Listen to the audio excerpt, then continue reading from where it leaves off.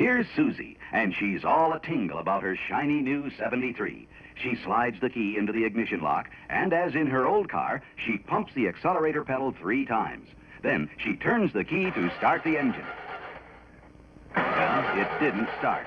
And now Susie is not so happy. In fact, she's getting pretty warm because she's already late for an important appointment. And now this. And there it is. A new car that started at a touch yesterday when it was delivered, but this morning, no start. The reason? Those pumps on the pedal flooded the engine. You see, Susie was so anxious to drive her new car away that she didn't read the starting instructions on the sun visor sleeve, and the salesman never got a chance to talk about it. Also, Susie's mind was probably on other things, so we'd guess that the operator's manual, which also describes the proper starting procedures, is still tucked away unopened and unread in the glove compartment of her new car. However, Susie is not alone in this. Even some good technicians have gone astray when troubleshooting starting complaints because they did not consider incorrect starting procedure as a possible cause of the trouble. We can only guess why Susie pumped the pedal when starting her old car, but we do know that this practice is generally a no-no on today's cars.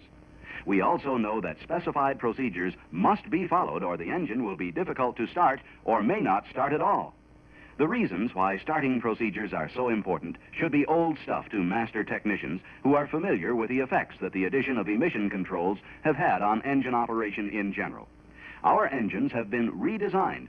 Starting and running mixtures are now leaner, and ignition timing control has been modified, all to reduce emissions.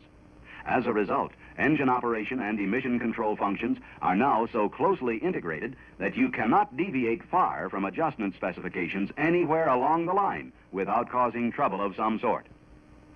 And for the same reasons, engine starting procedures must also follow the book. In other words, correct procedures are as important to starting as correct adjustments are to engine operation. Now, for the benefit of those who are not convinced that correct starting procedures are important, be they owners, car salesmen, or technicians, let's take a close look at the overall starting situation. We will cover starting procedures under 4 general conditions: engine cold, engine warm, engine below zero, and engine standing unstarted for several days. In each case, we'll describe the procedure and then explain what happens, assuming, of course, that everything is adjusted and operating properly. Let's begin with initial cold starts when the thermometer reads above 60. The emphasis here is on cam starting, which, as you know, sets up the fast idle cam to hold the throttle valve in the correct starting position while the engine is being cranked. Before cranking, you depress the accelerator pedal all the way to the floor and then release it. Lift your foot off the pedal to remove any pressure which could release the fast idle cam prematurely. Pressing the pedal down does several things.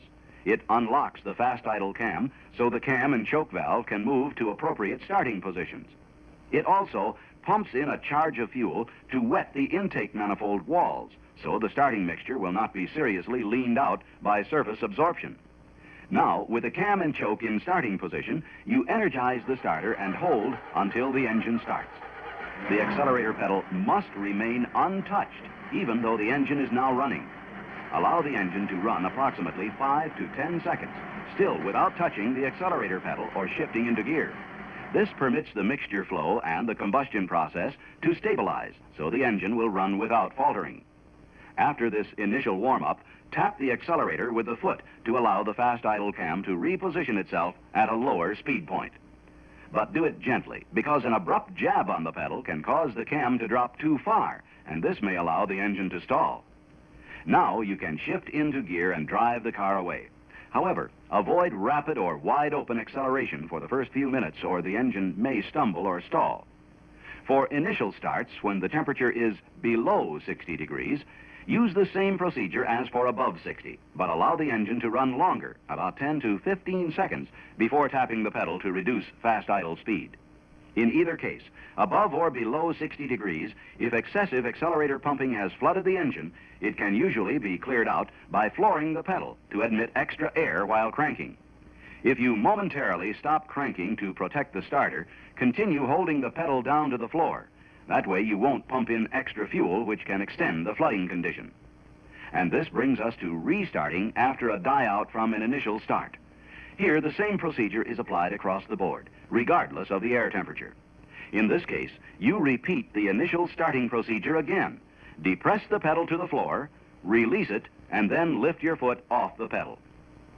This allows the choke and fast idle cam to resume their starting positions.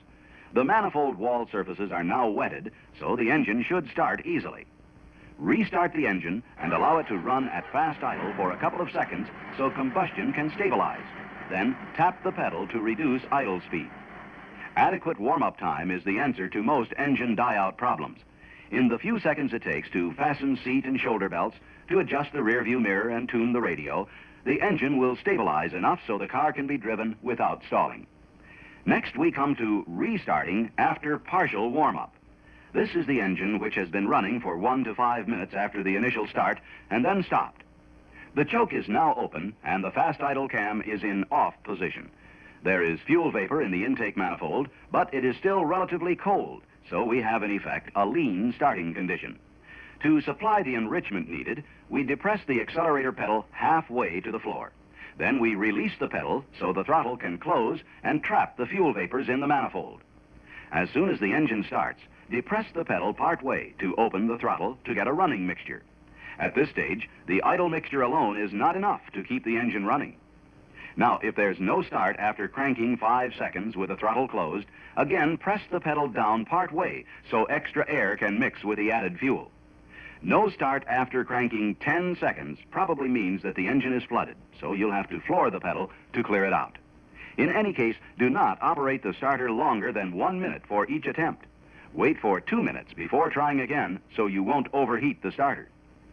The next general starting procedure should be used when the engine is warm, regardless of whether air temperature is above or below 60 degrees. Here, the warmed-up engine has been stopped for 1 to 30 minutes, or up to an hour in warm weather. In this case, you press the accelerator pedal down about 1/3 of the way and hold it in that position before cranking the engine. Then turn the key to start in the usual manner. The engine has plenty of mixture vapor trapped in the intake manifold, so the throttle is opened both to let excess vapors escape and to admit extra air when cranking. The important point here is that the throttle must be positioned before the engine is cranked. This gives the fuel added by pedal movement a chance to vaporize and offsets possible flooding. The part-open throttle also acts as a damping valve, which reduces the chances of backfiring through the carburetor. A warm engine should normally start after cranking 1 or 2 seconds. If the engine does not respond within 5 seconds, press the pedal to the floor and hold it until the engine starts. Now, when starting an engine at temperatures below 0, or one which has been standing unstarted for several days, we use the same basic procedure in both cases. In the cold engine, we have poor mixture atomization because the engine parts are chilled. In addition, cold air and fuel do not mix well, so the basic starting mixture tends to be very lean. The engine, which has not been started for several days, also presents a lean starting mixture problem. Here, the intake manifold wall surfaces are dry, and the carburetor fuel level is usually low because of vapor transfer to the holding canister.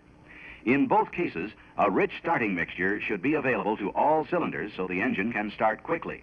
This is especially important where a cold battery and thickened oil slows cranking. Incidentally, if the temperature drops to more than 20 below 0, be sure to start in neutral so you won't have to shift through reverse when getting underway. Now, to enrich the starting mixture, press the pedal to the floor 2 or 3 times, holding it about 1/4 open as it comes up from the final stroke. Then crank in the usual manner until the engine starts. Starting under these conditions may take 5 or 10 seconds, or longer, depending on how cold it is or how long the car has been standing. Generally, the colder it is or the longer the car stands, the longer it takes to start. After the engine starts and runs for a few seconds, slowly remove foot pressure from the accelerator pedal so the fast idle cam will control engine speed during the initial warm-up. Let the engine run 15 or 20 seconds or longer before dropping the fast idle speed. As with cranking, initial warm-up time depends on the temperature or how long the engine has been standing.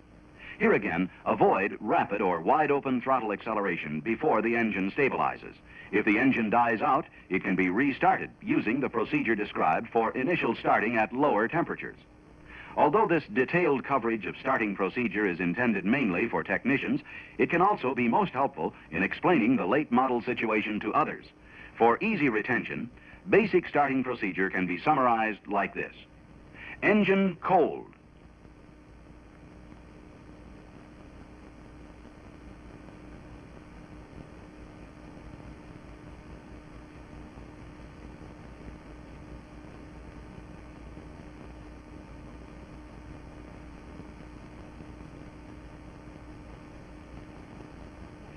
Engine warm.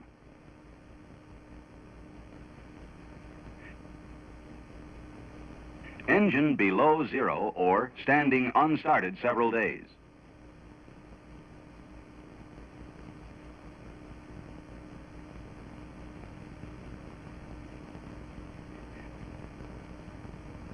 Engine flooded.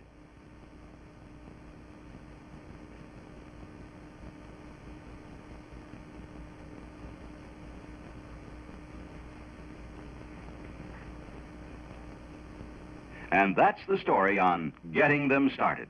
The main point to remember is that the emission controls which are built into our late model engines have made them more sensitive than those of the past. So we all have to alter our driving habits accordingly.